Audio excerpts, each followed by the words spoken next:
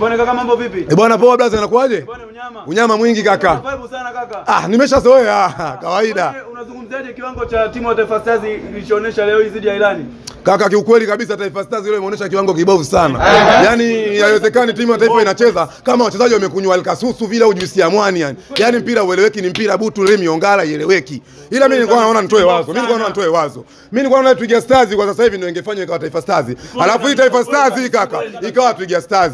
Aiza hii timu ichukuliwe peleke tu kwenye soko la bichi, soko la ufukweni, kwa sababu tayari rais wa mpira wa soko la ufukweni aliteuliwa yuko hapa. Kwa sababu haiwezekani timu yetu ya taifa hii Tanzania wanaona Taifa Stars. Mtume, kumekatazwa. Unasikia? Kamera. Nani kanipiga, nani kanipaka nani? Nani kanipiga hapo, nani kanipaka na nani? Tuendelee. Taifa Stars? Ngoja kwanza, kamera nani kanipiga?